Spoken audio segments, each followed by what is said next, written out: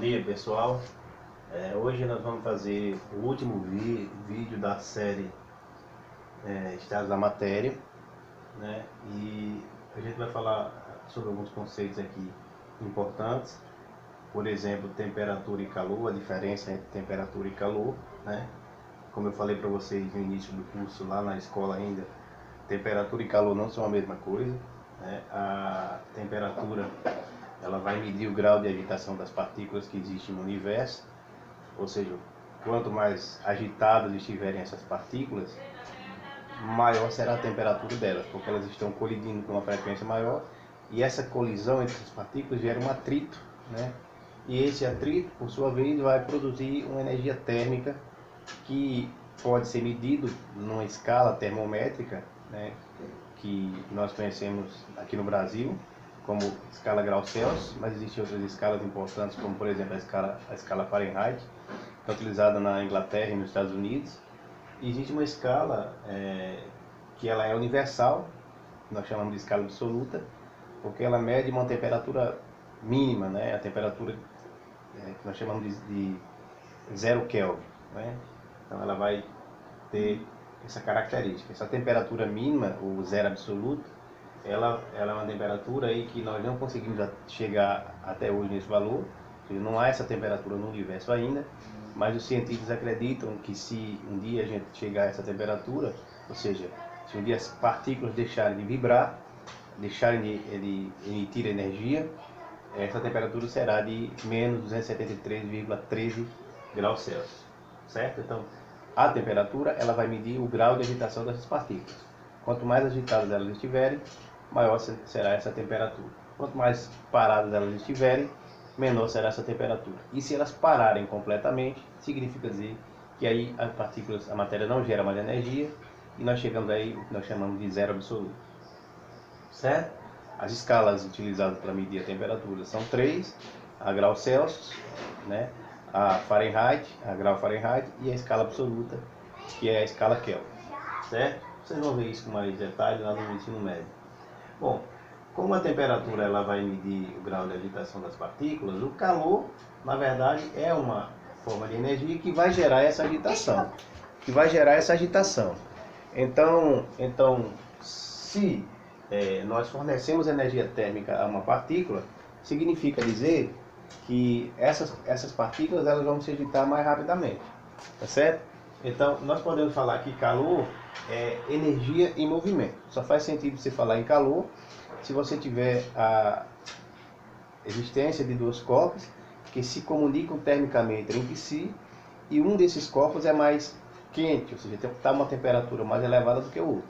Então, quando um desses corpos está a uma temperatura mais elevada do que o outro, você diz que o corpo mais quente, de maior temperatura, vai fornecer, vai liberar, vai emanar calor para aquele corpo de temperatura menor, ou aquele corpo mais frio. Portanto, você vai poder dizer que ali existe calor. Certo? Então, só faz sentido falar em calor quando há diferença de temperaturas. Isso quer dizer que se eu tiver duas estrelas no universo com temperaturas extremas muito altas, tipo 15 milhões de graus cada um, esses corpos, por terem a mesma temperatura, eles não trocam calor entre si. Tá certo? Então lembre disso, calor é a troca de energia, né? Ou seja, é energia em movimento de um corpo mais quente para um corpo mais frio. Nós mostramos aqui uma escala, um gráfico aqui, né? Uma tabela que vai mostrar aqui a relação entre os três estados físicos da matéria. Você vai ter aqui o estado sólido, o estado líquido e o estado gasoso. E esses três estados eles se comunicam entre si de que maneira, né? Como eu disse para vocês, há sempre na matéria uma troca de energia, e essa troca de energia acontece com doação e recebimento de calor. Ninguém doa calor à toa, se alguém está doando calor, porque alguém está recebendo. Então, usando esse princípio, essa lógica, nós vamos tentar entender aqui a mudança de estado físico da matéria. Então, todas as vezes que a matéria estiver no estado organizado, né, que é o estado sólido, esse estado sólido ele está suscetível a receber calor. Porque geralmente os objetos que estão no estado sólido, eles são mais frios, porque vibram menos do que os objetos que estão no estado líquido e no estado gasoso. Então, esse objeto no estado sólido, quando ele recebe calor, né, as moléculas vibram com maior intensidade e a tendência é que, à medida que ele vai recebendo esse calor, ele vá se fundindo.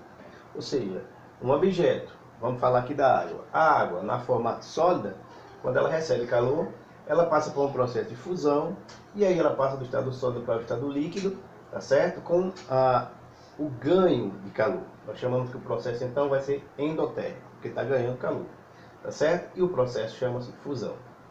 Por outro lado, se você tem a substância do estado líquido e ela vai agora receber mais calor ainda, né? Portanto, continua sendo um processo endotérmico, ela vai passar de um processo líquido de um estado líquido para um estado gasoso, e o processo a gente chama de vaporização. Aqui na vaporização, nós temos 3 formas de vaporização. Isso é importante. Nós temos uma evaporação. Quando acontece a evaporação, é porque a substância em questão ela está sendo submetida a uma temperatura ambiente, né? Então, um processo mecânico. Apenas a força do vento, né, e a umidade do ar é que vão ajudar na evaporação, daquela água. Por exemplo, você coloca uma roupa no varal, ela está molhada, né, e dependendo do clima, ali, se estiver fazendo sol, se o clima estiver quente, né, estiver ventando, aquela roupa vai evaporar com facilidade. Então, a temperaturas normais, a água pode passar do estado líquido para o estado gasoso, e o nome disso a gente chama de evaporação, porque exige uma quantidade menor de energia, certo? Por isso que evapora mais lentamente. Existe também uma ebulição. A ebulição é um processo que acontece naturalmente, ou seja, acontece de forma de passagem de vaporização natural, ou seja, você vai colocar o objeto, a água no fogo, vai fornecer calor a essa água, e quando ela chegar numa temperatura de ebulição, que para a água é 100 graus Celsius ao nível do mar, aquela água que está na forma líquida, ela começa a formar bolinhas lá na superfície do líquido e começa a fumaçar. Aquela fumaça é o que nós chamamos de ebulição, tá certo? Então a ebulição acontece sempre a uma temperatura específica, que é a temperatura em que a água começa a entrar em ebulição, em ebulir, né? Em vaporizar, digamos assim. No caso da água, a 100 graus Celsius. No caso do álcool, a uma temperatura menor, 72, e assim vai. Certo? Então a ebulição é sempre uma temperatura específica. No caso da calefação, é um processo mais dinâmico, mais rápido, mais agressivo, né? E acontece, por exemplo, quando você está com uma chapa quente no fogo, uma frigideira, né, seca no fogo, aquecida, e você joga uma gota d'água, né, e faz aquele tss. Então aquilo ali é uma calefação. Acontece uma mudança de estado físico de líquido para gás a uma rapidez muito grande. Envolve uma pequena quantidade de matéria com uma quantidade de energia muito grande. Então por isso que acontece a tal da calefação. Tá certo? Então lembre disso, não esqueça que a vaporização acontece dessa maneira. Quando você vem agora voltando, esse é um processo agora envolvendo liberação de energia, na direção, no sentido da esquerda para a direita, acontece o processo com absorção de energia, um processo endotérmico. Quando o processo exotérmico acontece o contrário, acontece com liberação de energia, ou seja, você vai pegar o objeto que está quente e vai retirar calor desse objeto. Então esse objeto vai liberar energia, certo? Então no gás, né? Então você precisa fazer com que as moléculas vibrem mais lentamente. Para essas moléculas vibrarem mais lentamente, precisa tirar calor, energia dessas moléculas, né? Então quando você pega um gás, transforma ele num líquido, então, o processo é uma condensação.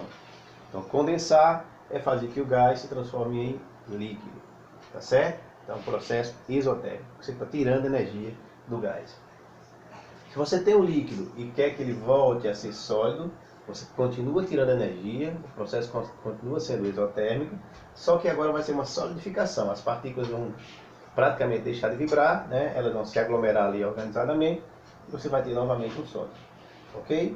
E se a passagem for direto de um sólido para o gás ou do gás para o sólido, você vai chamar isso de sublimação. Alguns casos chamam de gás para sólido ressublimação e de sólido para gás sublimação. Mas os livros modernos trabalham todos com sublimação.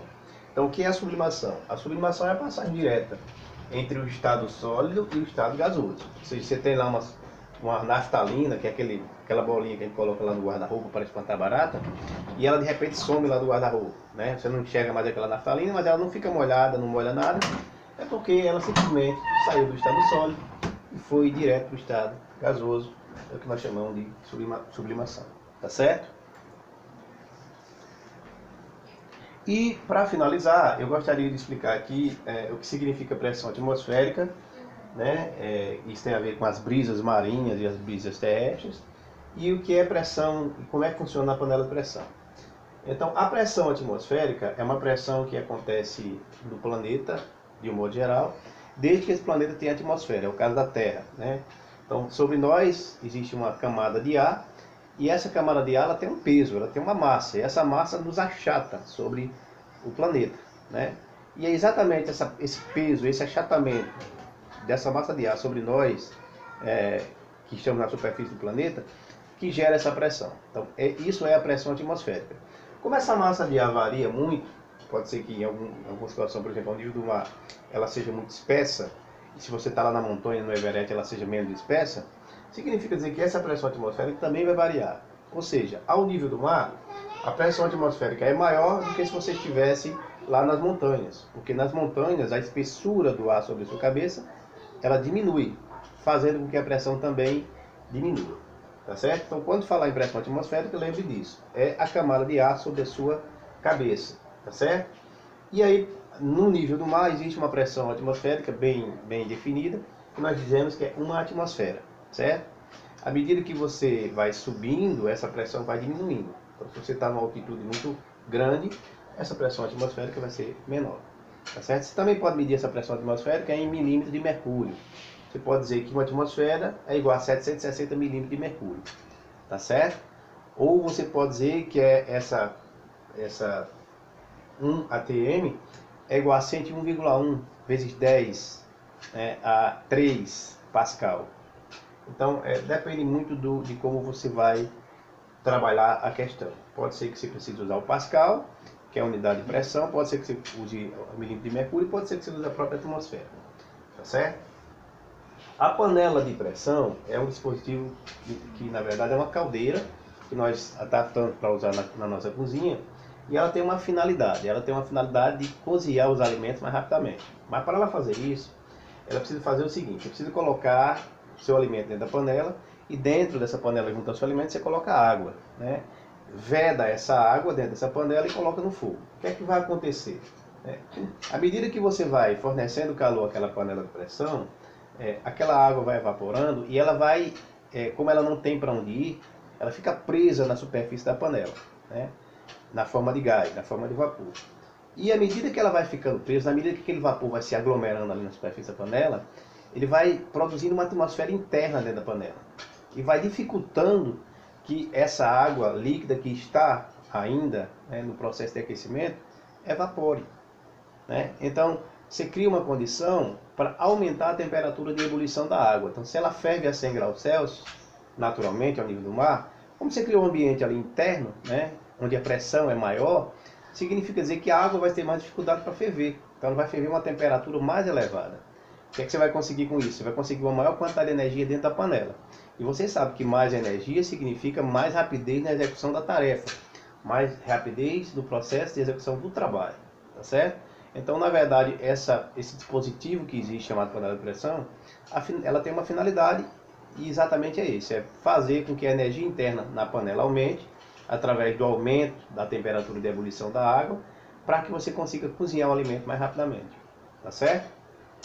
Ok? Obrigado por terem prestado atenção. Espero que vocês tenham aproveitado a aula.